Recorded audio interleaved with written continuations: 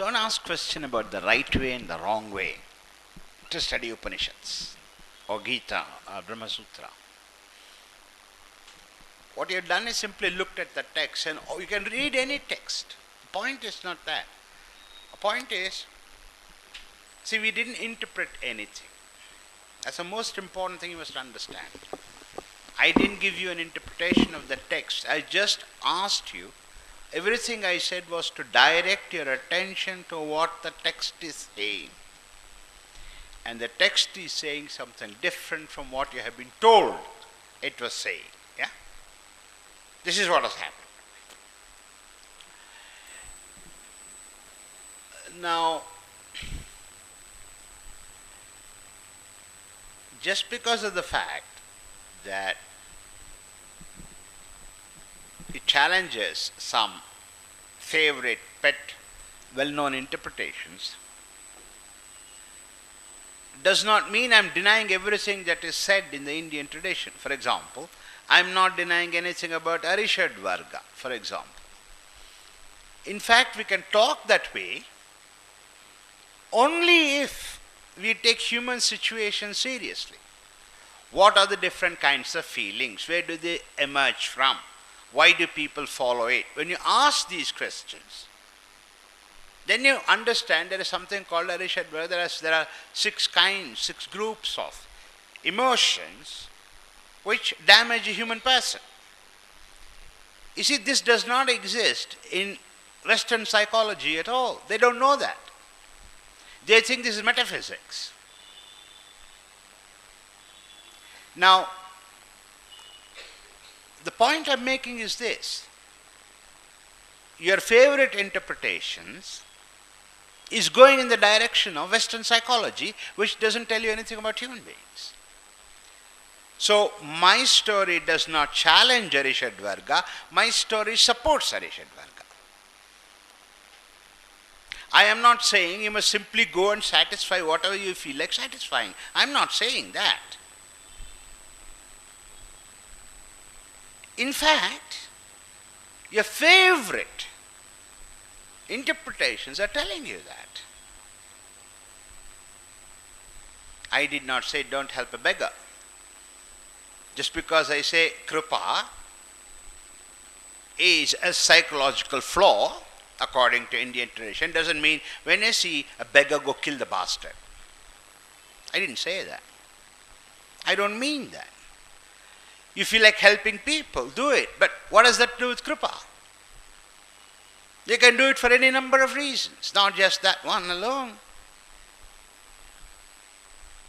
And that one particular feeling, which Semitic religions bring as something very big, is not useful to human existence and human development. That is what it means to be a flaw. It will not help you grow as a human being, then it's a flaw, then it is a fault, then it is a dosha. So, with respect to human flourishing, certain properties help us, certain properties do not help us. Now, this study, this analysis is possible if you look at how human beings are, how they function, and so on. I'm talking about that. That does not mean ethics are not required, on the contrary. But just because ethics is required, it doesn't mean you have to be normatively thinking, as we call it, the way Jews, Christians, and Muslims are doing. Don't mistake me. I have studied, I'm still studying Christianity for nearly 40 years. I'm fascinated by Christianity. I have no negative in the sense of I don't look down on Christianity at all. I'm fascinated. I had never seen such a beast before. It's a very strange beast. It's like a Martian to me.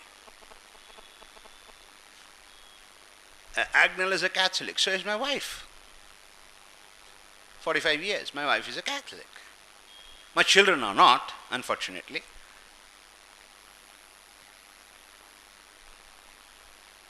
But that does not mean that I have a problem with Catholicism. In fact, I understand Catholicism better than most Catholics, actually. I have great respect for them. They said fantastic things. For example, the missionaries whom I criticize were incredible people as human beings. They left their comfort in Europe, went to jungles in Africa, suffered diseases 30, 40, 50 years and died there because they wanted to help people. This is an extraordinary human action. Extraordinary. And the Catholic priests have done that, missionaries have done that. So they're not all bad people, missionaries, they're fantastic human beings. I don't know much about Islam. Actually, I don't want to know much about Islam. But then Indian Muslims are not, at least the old Indian Muslims, not the last 40 years madrasa students, not them, the Indian Muslims. They're Christians and Muslims in India, you cannot easily compare them to Christians in Western Europe or Muslims in the Middle East. It's a different phenomenon here, which we have to understand what it is. So in one sense, I would say, Indian Muslims, Indian Christians are as Indian as anybody else.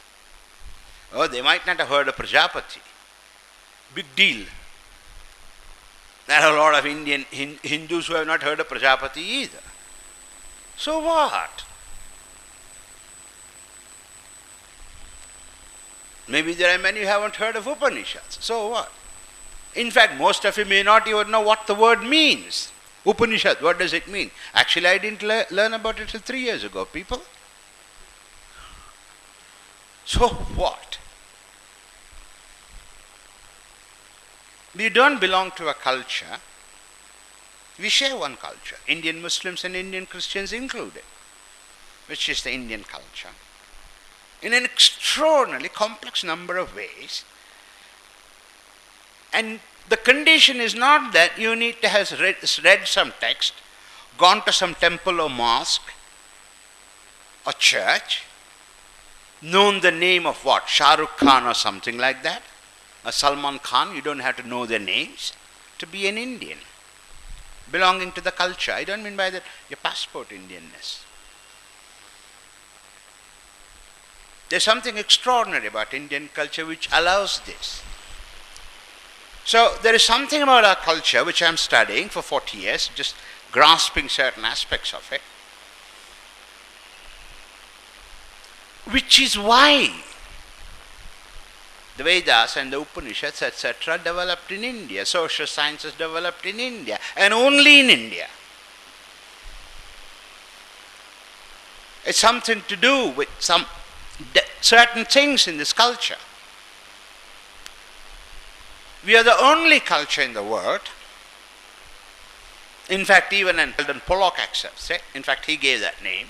We are an empire without an empire. We colonized the whole of Asia, but without an empire. Whereas Rome couldn't do that. It needed the armies, it needed religion to colonize the world. But we did not. We didn't colonize, but we did. Whole of Asia we took over without oppressing the people, without spreading religion, without using army. We didn't even use merchants. We colonized Asia. An empire without an empire, says Sheldon Pollock. And that's really very right. From here to China, we took over. How? Sheldon Pollock traces wonderfully.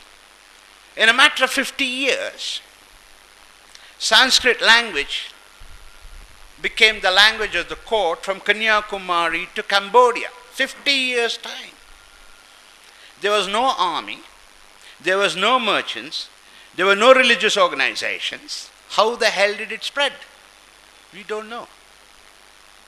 The only way Latin spread in Europe was through conquest, military, trade. We had none of those three. That was Sanskrit.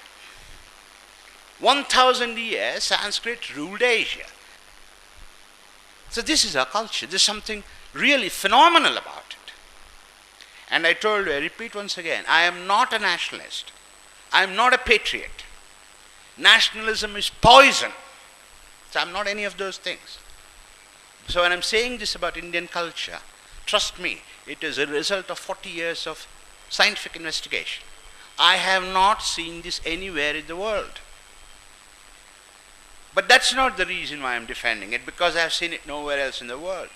But because it's the best that I see in the world.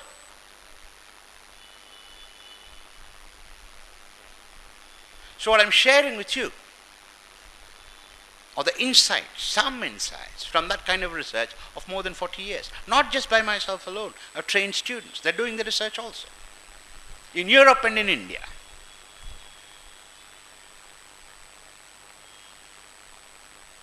So I didn't say you must be against Arishadvarga. No, no, no. If you want to develop the theory of Arishadvarga, we need Indian psychology, not the Western bullshit. I didn't say we shouldn't be ethical. Don't help a beggar. I don't say such thing. When I say Kripa is bad, I don't think that I'm asking you to go and mercilessly kill people or rape people. I'm not saying that. Just because Kripa is bad doesn't mean cruelty is good. I'm not saying that. Just because I'm telling you how to read a text which challenges some of your favorite heroes, put that aside. That's only for fans, not for you. But that does not mean that we give up ethics, we give up morality, we give up thinking, we give up reason, we surrender to our Arishadvargas. No, no, no. Doesn't mean any of those things. On the contrary, if you take this route, you would be able to do all these things, and finally, because no Indian knows how to fight Arishadvarga. It's only if you accept and understand that Indian understanding of human personality is the most scientific, would you be able to live this way, find out what your enemies are, how to tackle with them, and how to be happy.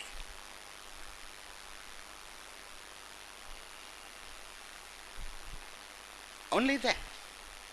So what I'm offering you is what our ancestors have offered us 4,000 years ago. A scientific route to be happy. To make others happy. And not destroy everything we built, like these three religions and the secular friends are doing today in the world. They're destroying everything. 5,000 years of cultures, they'll destroy it. And the only culture which can offer resistance, which can allow us to survive and flourish, is Indian culture. And I want to repeat again, it's not because I'm a nationalist, I'm not. This is 40 years of scientific research which is talking to you. So now we can ask, what are Arishadvargas? How many 6 groups, how many feelings are there? How do we classify them? How do we train them? How do we control them? How do we guide them?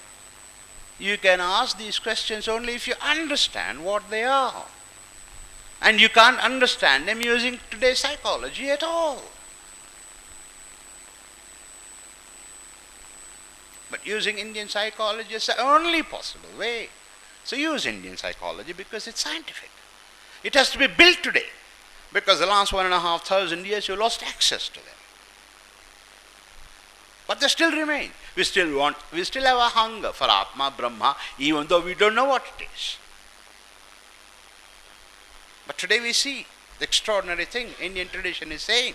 It is accessible to each one of us without difficulty. This must comfort you. That means you can get Brahmajnana with some effort. It's easily accessible to all of us.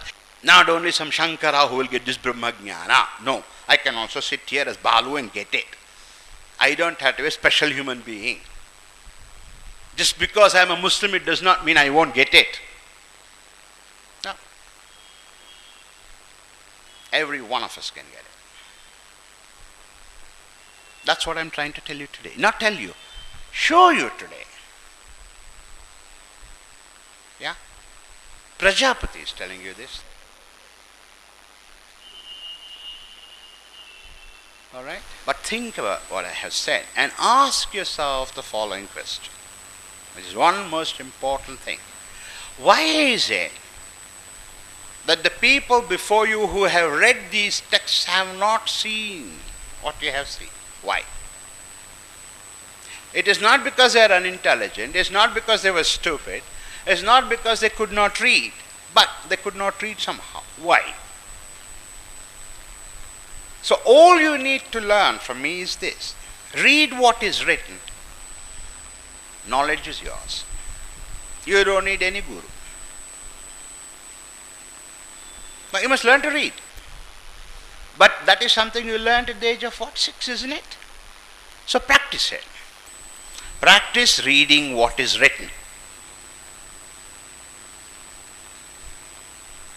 Whether in Sanskrit or in Kannada or in English, it doesn't matter. It's knowledge. It doesn't depend upon the language. So read. You will get the knowledge. If an oaf like Arjuna can understand Krishna, come on, intelligent people like you should be able to understand him better, no? Quicker. Virochana could not have been a genius, no.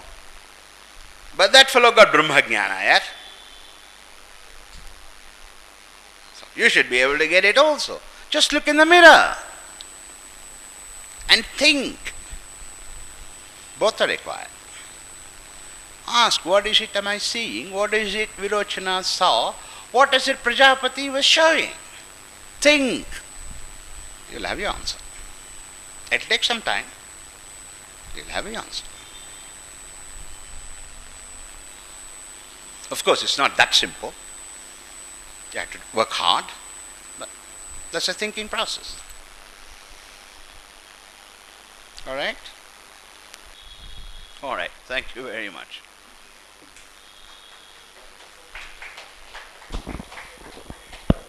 So I will just do a small formality. Thank you very much. All of you have come here. If this workshop has made you feel that these texts are accessible to you, at least you can think of considering reading them. I think the attempt that we made is going to be successful. I think, see, one of the expectation from our side is that we should continue to do this exercise of thinking together. Last 2 days thinking together didn't happen because you were silent. Maybe passively you were thinking, but I think we should continue to start finding out ways of reading these texts and figure out how to think about it. Balu will be there to guide us, so we'll take this further. Thank you very much for being with us for 2 days, and great thanks to Balu. No, I thank you all of you. All right.